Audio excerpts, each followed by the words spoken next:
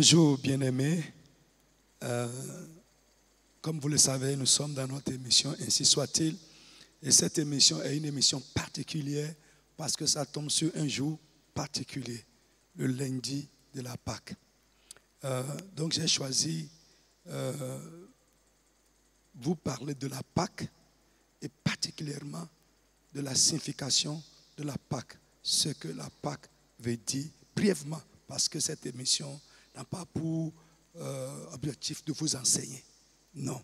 Alors, nous allons prendre Exode, chapitre 12, à partir du verset 1er. C'est ça, la première mention de la Pâque dans la Bible. L'Éternel dit à Moïse et à Aaron, dans le pays d'Égypte, ce mois-ci sera pour vous le premier des mois. Il sera pour vous le premier des mois de l'année. Parlez à toute l'assemblée d'Israël et dites, le 10e jour de ce mois, on prendra un agneau pour chaque famille, un agneau pour chaque maison. Et ici, la maison pour nous, c'est la maison de Dieu, la famille de Dieu. Je vais anticiper, parler rapidement sur les choses. Si la maison est trop peu nombreuse, pour un agneau, on le prendra avec son plus proche voisin, selon le nombre des personnes. Vous compterez pour cet agneau d'après ce que chacun peut manger. Ce sera un agneau sans défaut, mâle, âgé d'1 an. Vous pourrez prendre un agneau ou un chevreau. Vous le garderez jusqu'au 14e jour de ce mois et toute l'assemblée d'Israël l'immolera entre les 2 soirs. On prendra de son sang et on en mettra sur les 2 poteaux et sur les linteaux de la porte des maisons où on le mangera. Cette même nuit, on en mangera la chair, rôtie au feu. On la mangera avec des pains sans levain et des herbes amères.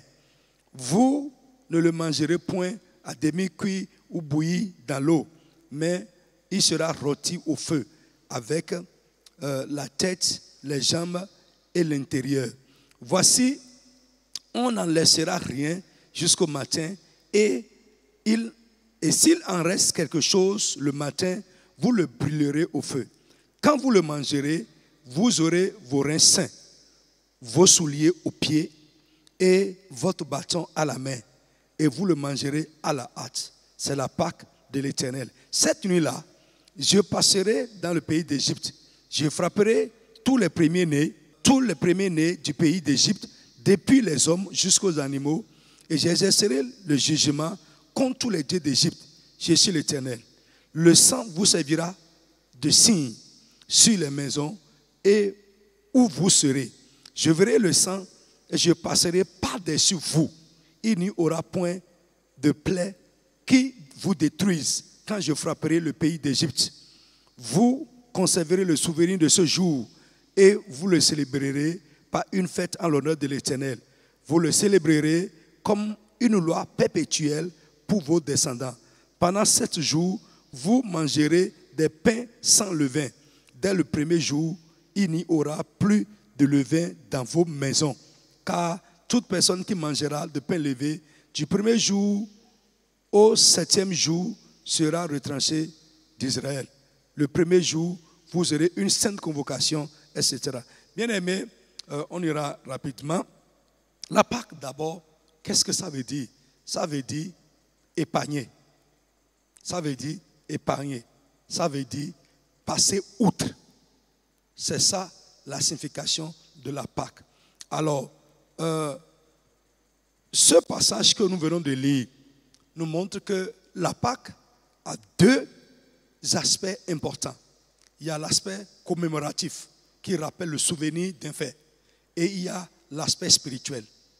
Et aujourd'hui, beaucoup de personnes ignorent totalement l'aspect spirituel et nous parlons juste de l'aspect commémoratif qui est la fête.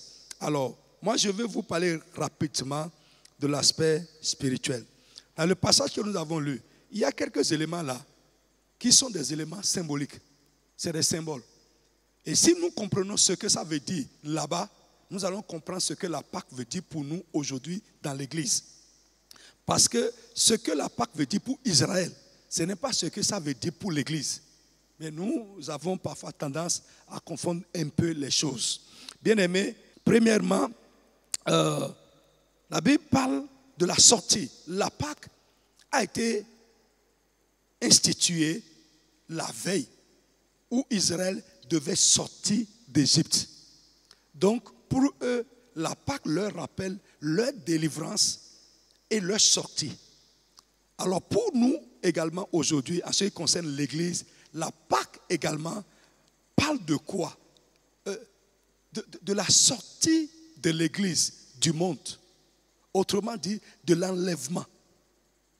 Il y a un temps, Jésus va revenir et l'Église sera enlevée.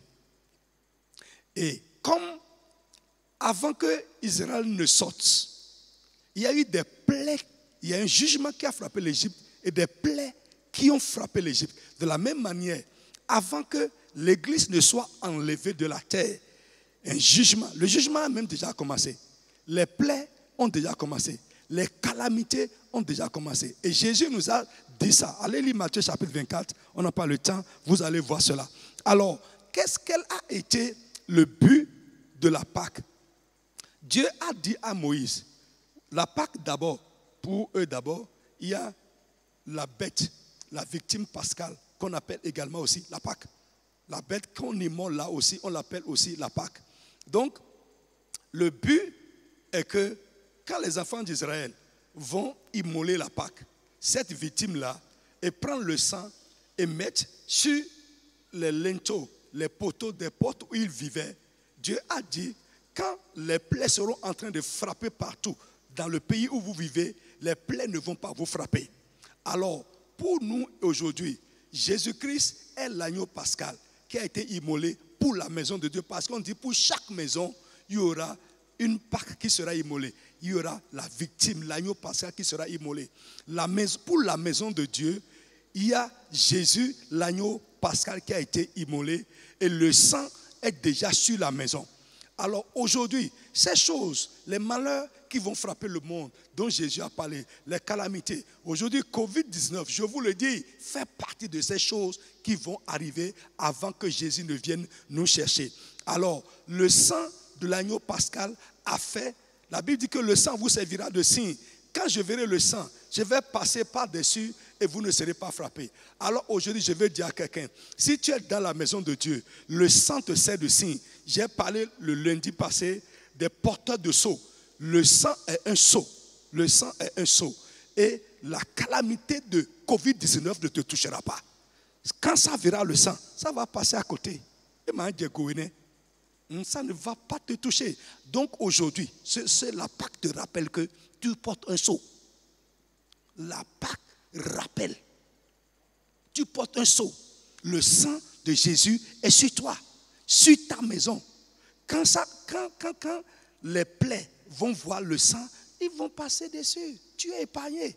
Frère, suis-moi, c'est tranquille. À moins que tu ne sois pas dans la maison. À moins que tu ne fasses pas partie de la famille de Dieu.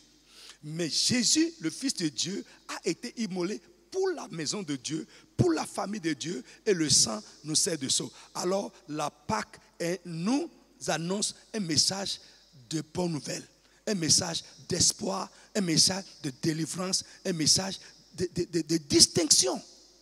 Nous sommes distingués, nous sommes mis à part. Donc, autre chose que j'aimerais te dire rapidement, j'ai dit, Jésus-Christ est l'agneau pascal, la victime qui a été immolée. Si nous n'avons pas le temps pour vous détailler pourquoi c'est ça. Le sang de l'agneau pascal, ça sert à délivrer.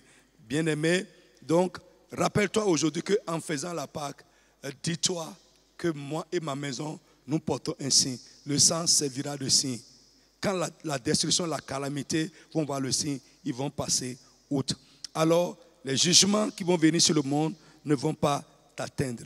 Autre chose que je veux rapidement parler, Dieu a dit, du premier jour au 7e jour, la Pâque normalement ne dure pas une journée, ce n'est pas un dimanche, ça fait 7 jours, du 14e jour au 21e jour. Donc, pendant ce moment, Dieu a dit, vous allez ôter le levain de votre maison. Et ça nous parle de la repentance, du changement de vie. Donc, frère, lorsque nous faisons la Pâque, nous devons changer de vie. Nous devons nous repentir. Que Dieu bénisse quelqu'un. Alors, vous pouvez, pour ceux qui lisent la Bible, aller prendre 1 Corinthiens chapitre 5 versets 6 à 8. J'aimerais vous lire ça avant de terminer rapidement. 1 Corinthiens chapitre 5, versets 6 à 8. Ça nous dit ceci. C'est bien à tort que vous vous glorifiez. Ne savez-vous pas qu'un peu de levain fait lever toute la pâte? Faites disparaître le vieux levain, afin que vous soyez une pâte nouvelle, puisque vous êtes sans levain, car Christ, votre Pâque, a été immolé. Célébrons donc la fête, non avec du vieux levain, non avec un levain de malice, de méchanceté, mais avec les pains sans levain de la pureté et de la vérité. Que le Seigneur vous bénisse, que sa grâce t'accompagne tout au long de cette semaine. Bonne fête à vous. Dans cette semaine du 14 au 21, Jésus a fait la Pâque avec ses disciples. Il a été la victime pascale qui a été immolée pour nous et il est ressuscité. Donc la Pâque nous parle également de la puissance de la résurrection. Frère, que cette puissance se manifeste dans ta vie. Tout ce qui est mort dans ta vie va reprendre vie dans cette semaine pascale au nom puissant de Jésus de Nazareth. Bonne fête de Pâques à vous. Ciao. De Cotonou et environ. Vous êtes jeune ou adulte, vous avez la soif de connaître Jésus et expérimenter la puissance de Dieu.